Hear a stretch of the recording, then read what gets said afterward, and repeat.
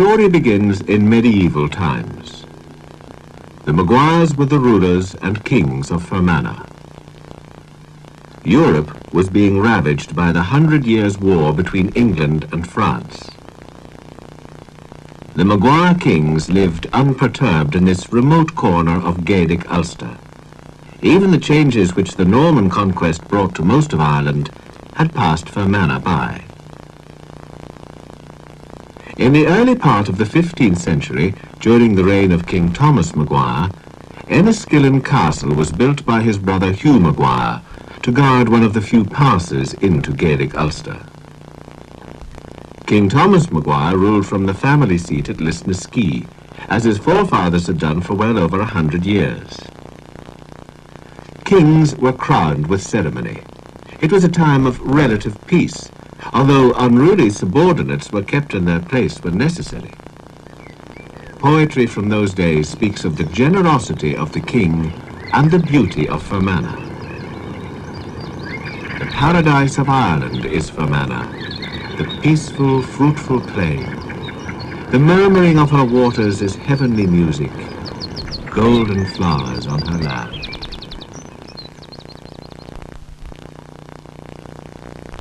But not all the poets of the time held their king in high esteem.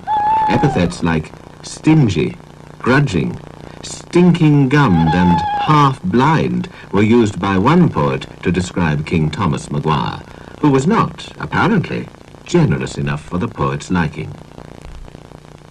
He was, however, a good ruler, astute enough to get his brother Hugh to build castles at Monet and Enniskillen to control his territories. After his death in 1430, his son, Thomas Oge, inherited a well-established kingdom. Life was generally quiet and enjoyable, but when trouble came, usually from another aspiring clan, it was brutal and savage. At one time he slaughtered the O'Rourkes and had 16 of their heads impaled outside his palace. King Thomas Oge gave Enniskillen Castle to his brother Philip to patch up a family quarrel. Peace lasted throughout his reign. The arts flourished, and the church enjoyed a new era of prosperity. This window, now in the parish church of Monet, was part of a major rebuilding of the Augustinian Abbey on Devonish Island.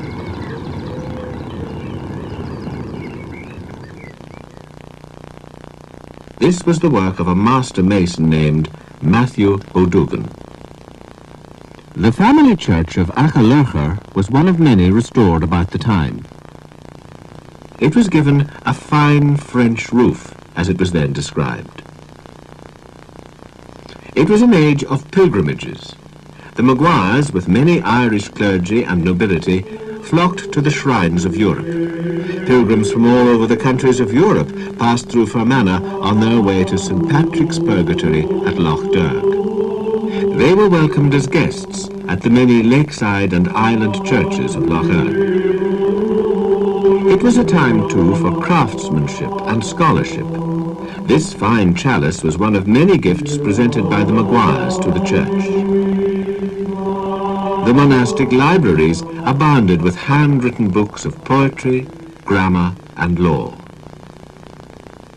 The Annals of Ulster was an important work of this time, telling us a great deal about the early history of the Maguires. It was begun in the late 15th century by Cachal MacManus Maguire, Archdeacon of Clocher, at his island home of Shanid in Upper Lough Erne, now called Belle Isle. The Maguires had a reputation for being generous and hospitable to poets and musicians. In return, the poets sang the praises of the king.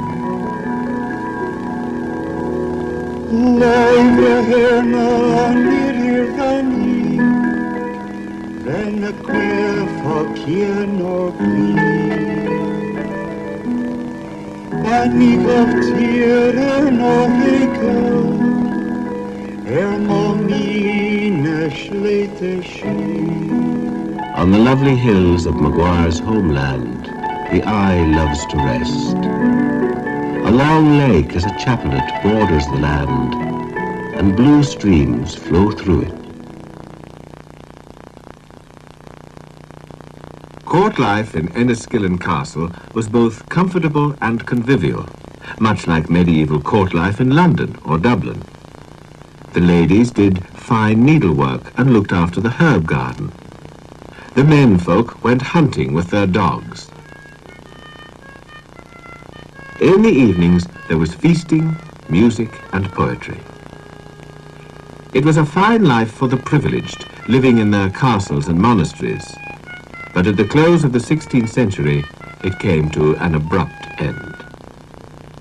Queen Elizabeth I lived with one great worry.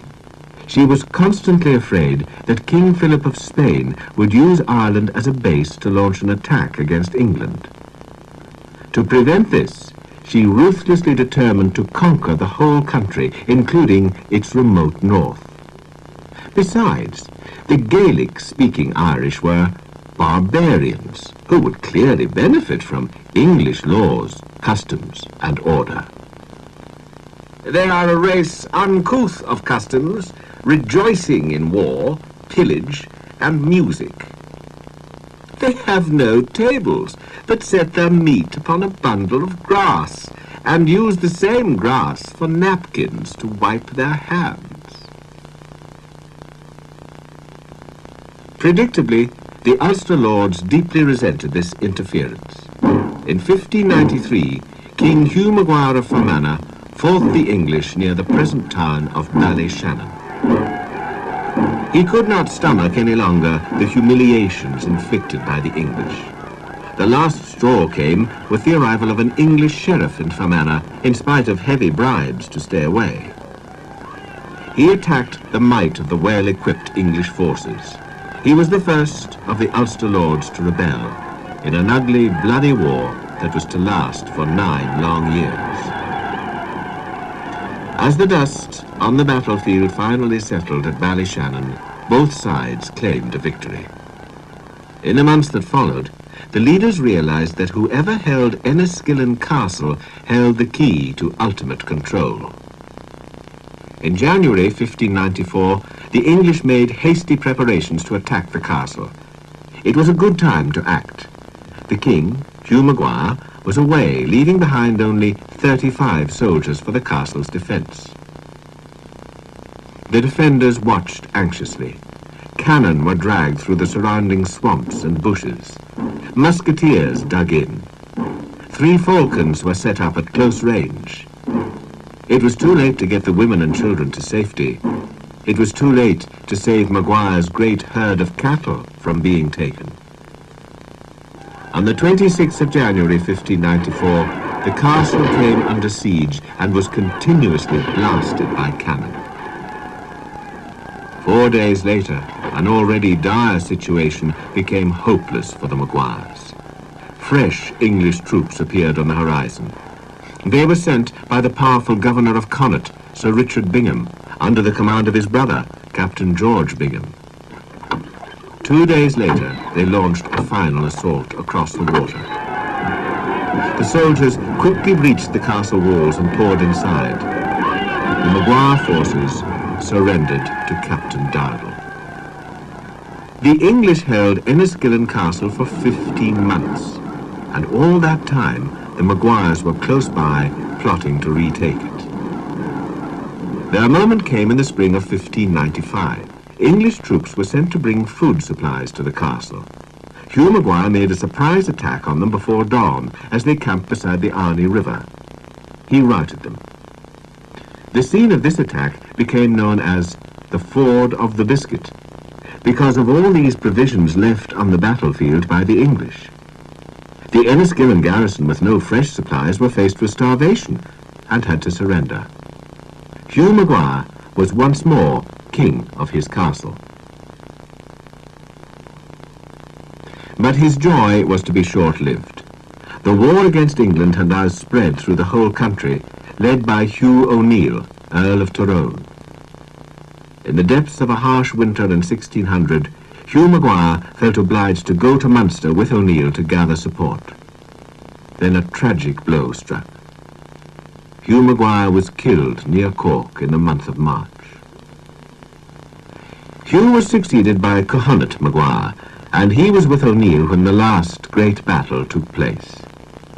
It was at Kinsale in County Cork on Christmas Eve, 1601. Spanish soldiers had come to support the Irish, but their help was to be of no avail. The English, under Lord Mountjoy, defeated Hugh O'Neill, the Maguires, and the combined Irish and Spanish forces. Humiliated by defeat, apprehensive for their future, the leading Irish chieftains decided to leave Ireland. Gohannut Maguire went secretly to the continent to get a ship. In September 1607, he brought it to Lough Swilly in Donegal, and there he was joined by Hugh O'Neill, Earl of Tyrone, and Rory O'Donnell, Earl of Tyrconnell. They set sail for France with their families, never to return. Their lands were confiscated by the Crown, and their leaderless people were left to mourn what history has named the flight of the Earls.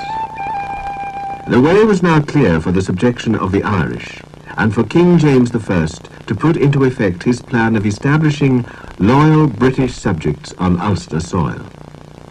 Known as the Plantation of Ulster, it enticed landowners and minor gentry from England and Scotland to settle in Ulster. In return for grants of land, they agreed to bring plenty of British workers with them to build strong houses and to create towns. And so, around the shores of Lough Erne, in the early 17th century, new landowners in an unfriendly land built well-fortified castles and cottages for their tenants. Many towns today owe their origin to these small plantation settlements. Enniskillen, Lisnaskea, Newton Butler, Maguires Bridge, Ballinamalland. Occasionally, the efforts of these settlers died with time. At Callow Hill, a solitary pillar of stone stands where once a town had prospered.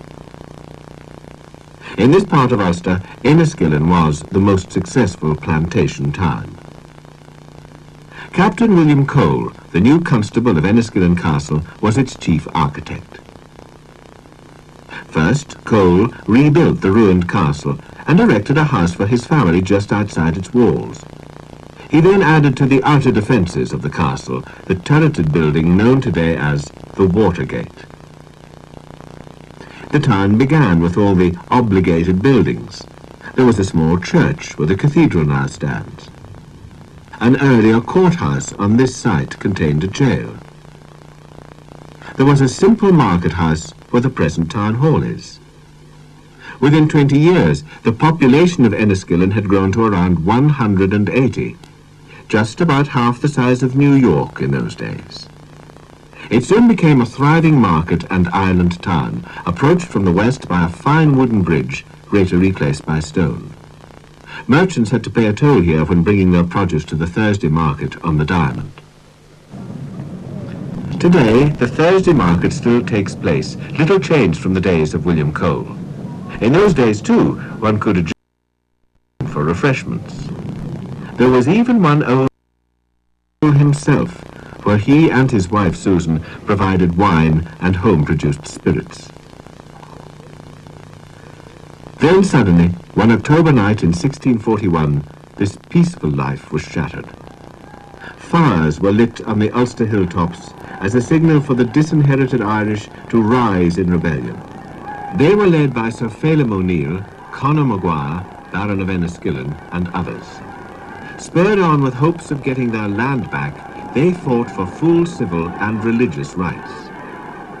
That night, William Cole, dining at Crevenish Castle, was fortunate to get safely back to Enniskillen and to warn Dublin of the rising. The planter tenants rushed to their landlord's castle for refuge, where, for a time, they held out.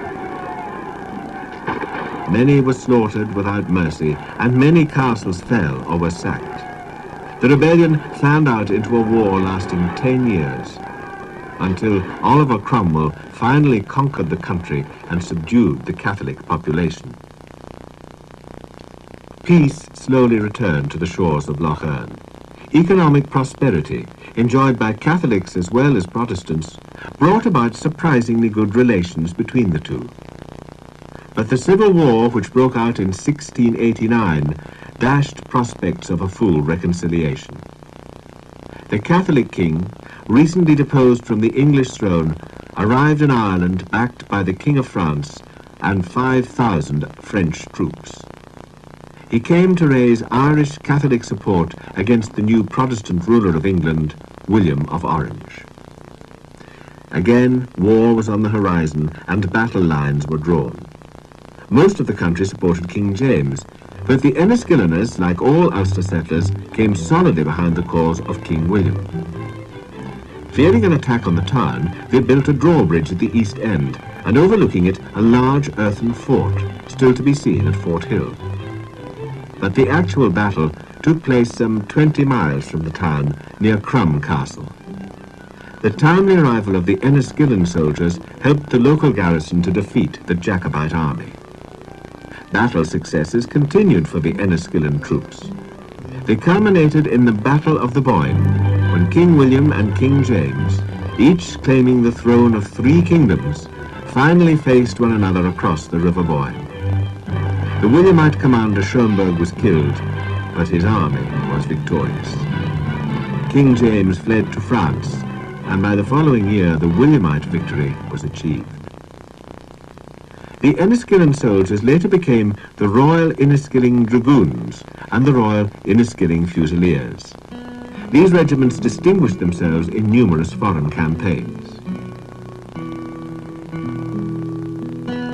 As the turmoil and bloodshed of the 17th century receded, some sense of security returned to Fermanagh.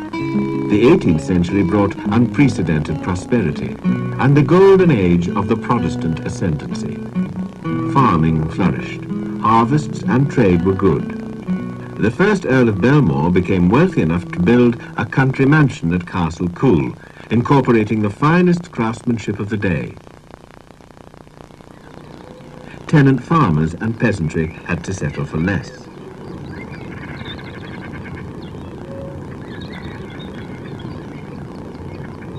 In Enniskillen, the Royal School was moved from the town centre to a large site on Portora Hill, and the Cole family moved from the castle, with all its medieval inconvenience, to a new mansion house, Florence Court, at the foot of Ben Ochlan. Coles, Maguires, Flanagans, Crichtons, Lunnies and Breslins.